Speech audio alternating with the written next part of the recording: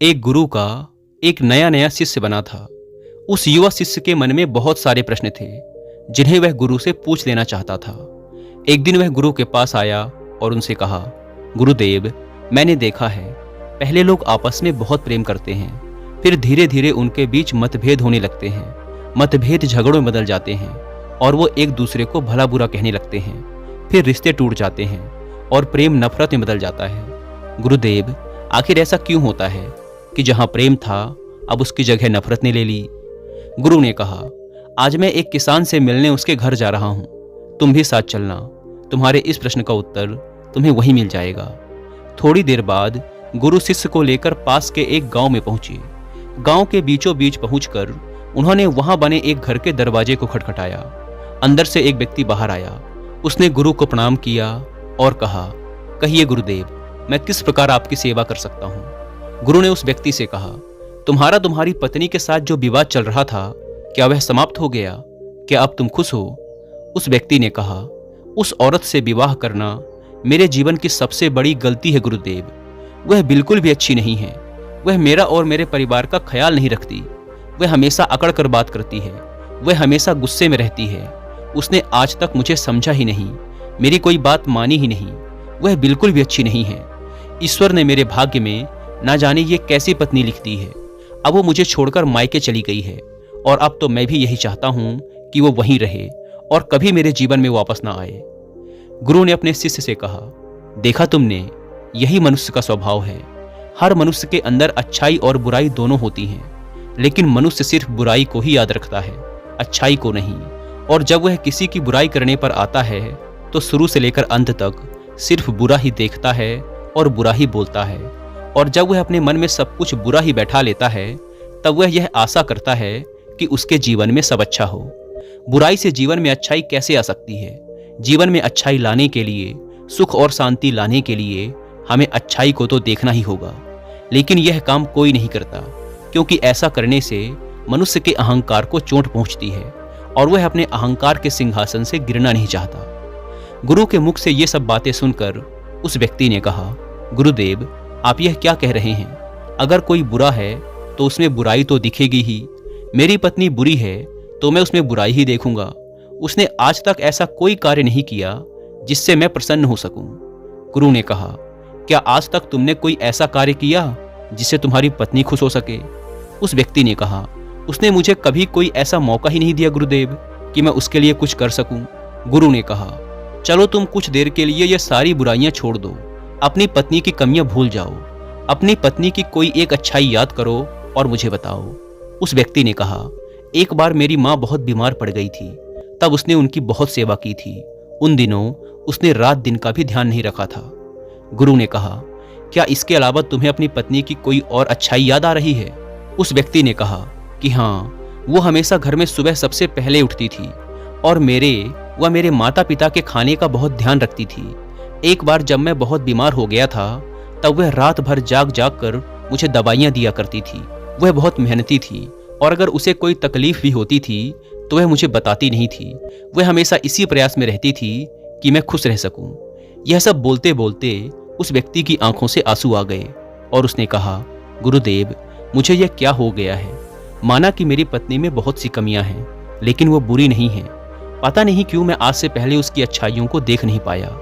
गुरु ने मुस्कुराते हुए कहा, जब हम किसी में बुराई देखते हैं तो बुराई बुराई को खींचती है और वह सब कुछ बुरा दिखाती है और देखती है और फिर हमारे जीवन में भी सब कुछ बुरा होने लगता है।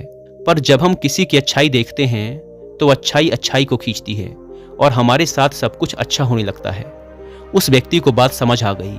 उसने गुरु से आज्ञा ली और अपनी पत्नी को लेने चला गया। गुरु ने शिष्य से कहा, क्या तुम समझे कि रिश्ते क्यों टूट जाते हैं? प्रेम नफरत में क्यों बदल जाता है? जब मन में नफरत हो तो उसमें प्रेम नहीं रह सकता और जहां प्रेम हो वहां नफरत नहीं रह सकती।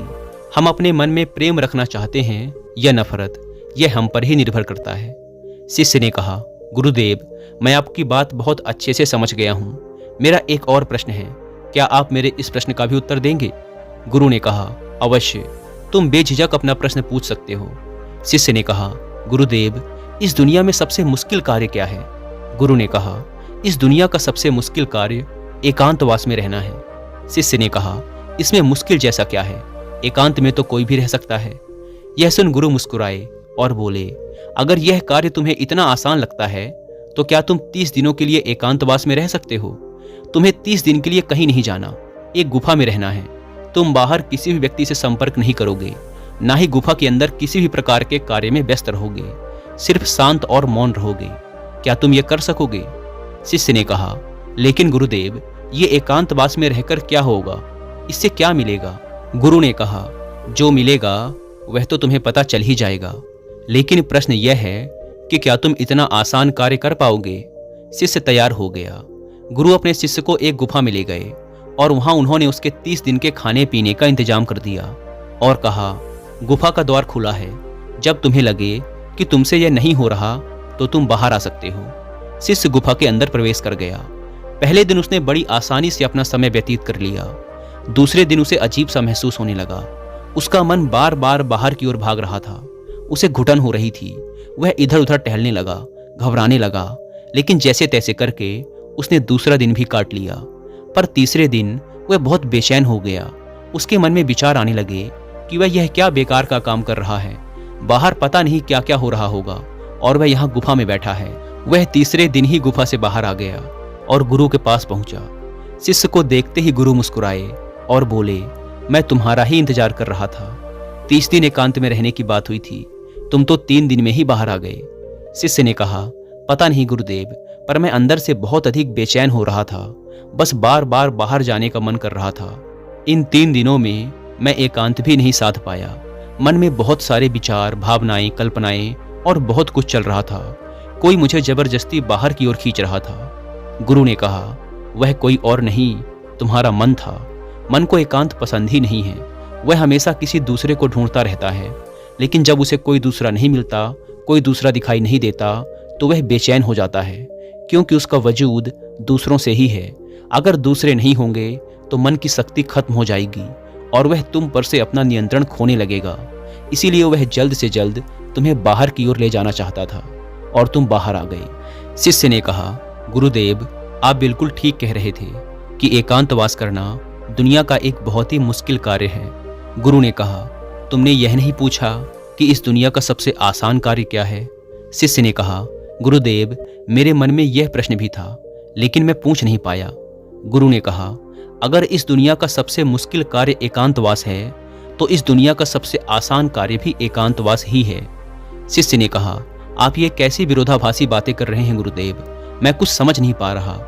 गुरु ने कहा, एकांतवास हमारा स्वभाव है, बस हम अपने स्वभाव से दूर हो गए हैं और मन के बनाए इस जाल में फंसकर हम हमेशा किसी दूसरे को ही ढूंढते रहते हैं और अपने एकांत को खो बैठते हैं। एकांत को साधना नहीं पड़ता, बल्कि वही हमारा स्वभाव है।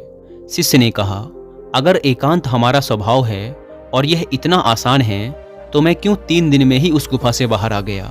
क्यों मुझे वहां रहना इतना मुश्किल लगा? क्यों वहां मुझे घुटन हो रही थी? क्यों मैं इतना बेचैन हो गया? गुरु ने कहा, जब तक एकांत तुम्हारे अंदर से उत्पन्न नहीं होगा, तब तक चाहे तुम किसी गुफा में बंद करके ही क्यों न रखे जाओ, तुम एकांत में नहीं रहोगे। वहां भी तुम अपने आसपास भीड़ इकट्ठी कर लोगे और वह भीड़ तुम्हारे मन के भीतर होगी। इसके बाद गुरु शिष्य को एक नदी के पास ले गए और कहा, इस नदी पर बांध बांधना हो तो तुम्हें कितना समय लगेगा? क्या तुम उसे आज के आज बांध सकते हो? शिष्य ने कहा, नहीं गुरुदेव, भला 1 दिन में यह कैसे संभव होगा? 2 दिन, 3 दिन या 4 दिन में भी नहीं होगा। इसमें तो बहुत समय लगेगा। पहले योजना बनानी होगी, फिर धीरे धीरे बांध की तैयारी होगी। आने वाली हर समस्या को देखा जाएगा और उससे निपटा जाएगा और धीरे धीरे समय के साथ बांध बनकर तैयार होगा। गुरु ने कहा, ठीक कहा तुमने, और बिल्कुल इसी तरह मन की नदी पर धीरे धीरे बांध बांधा जाता है। 1, 2, 3 या 4 दिन में नहीं, धीरे धीरे समय लगाकर यह किया जाता है। शिष्य ने कहा, गुरुदेव, आप जो मुझे समझाना चाह रहे हैं वह मैं अच्छे से समझ गया हूँ। मैं भी धीरे धीरे अपनी मन की नदी पर बांध बांधने की तैयारी करूंगा। उस दिन से शिष्य ने अपनी साधना पर ध्यान देना शुरू कर दिया। वह धीरे धीरे मन के विरुद्ध खड़ा होने लगा। उसने छोटे छोटे संकल्प लेने शुरू किए। उसने बहुत सारे संकल्पों को पूरा किया और बहुत सारे संकल्प उसके अधूरे रह गए, जो बीच में ही टूट गए थे। पर हर बार वह और अधिक मजबूत होता चला गया। हर संकल्प पूरा होने के साथ उसका खुद पर नियंत्रण बढ़ता चला गया। समय के साथ उसके छोटे छोटे संकल्प बड़े संकल्पों में बदलने लगे। फिर एक दिन उसने संकल्प लिया और वह उस गुफा के अंदर चला गया। 30 दिन वह उस गुफा से बाहर नहीं आया। जब 30 दिन बीत गए तो गुरु को अपने शिष्य की चिंता हुई और वह उसे देखने गुफा के अंदर चले गए। उन्होंने देखा कि उनका शिष्य बिल्कुल शांत होकर एक स्थान पर ध्यान में बैठा हुआ है। गुरु को देखते ही शिष्य खड़ा हो गया और उन्हें प्रणाम कर उनसे कहा, गुरुदेव, आप बिल्कुल सत्य कहते थे। एकांतवास करना बहुत ही आसान कार्य है। एकांत ही हमारा स्वभाव है और यही हमारी प्रकृति है। इसके लिए कुछ भी करना नहीं होता। यह है, बस हमें दिखाई नहीं देता। इसके बाद शिष्य और गुरु दोनों उस गुफा से बाहर आ गए।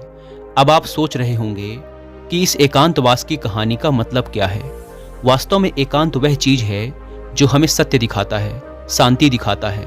हम सब अपने जीवन में बहुत छोटी छोटी चीजों में उलझे रहते हैं जो असल में इतनी मामूली हैं कि उनके होने या ना होने से कोई फर्क नहीं पड़ता, पर हमने उनको इतना बड़ा बना लिया है कि वो हमारे जीवन में बहुत मायने रखती हैं और हमारा जीवन उनके चारों ओर घूमता रहता है और हम वहीं के वहीं भटकते रहते हैं। इस दुनिया में कोई भी नहीं बचा, चाहे कोई कितना ही बड़ा इंसान क्यों ना हो, कितनी भी अकड़ के साथ क्यों ना खड़ा हो, सब मिट्टी में मिल गए हैं। राजा हो, भिखारी हो, शक्तिशाली हो या कमजोर, साधु या सन्यासी, कोई भी हो, किसी की अकड़ बाकी नहीं रही। जिन छोटी छोटी चीज़ों के लिए आज हम इतना लड़ते झगड़ते रहते हैं, क्या करोगे इन सब चीज़ों का? कुछ पल ही लगते हैं शरीर को मिट्टी बंधने में और हम ऐसे लड़ रहे हैं जैसे कि हम हमेशा यहीं रहने वाले हैं। कुछ समय मिला है, बहुत कीमती है, उपयोग कर लो। कुछ सीख लो, कुछ जान लो, कुछ तो जीवन जी लो। सब कुछ जानते हुए भी हम कुछ नहीं जानते। बस यही हमारी विडंबना है और यही हमारी बेहोशी है और इसी से बाहर निकलने का नाम जागरण है और जागृति है और होश है और बुद्धत्व भी है।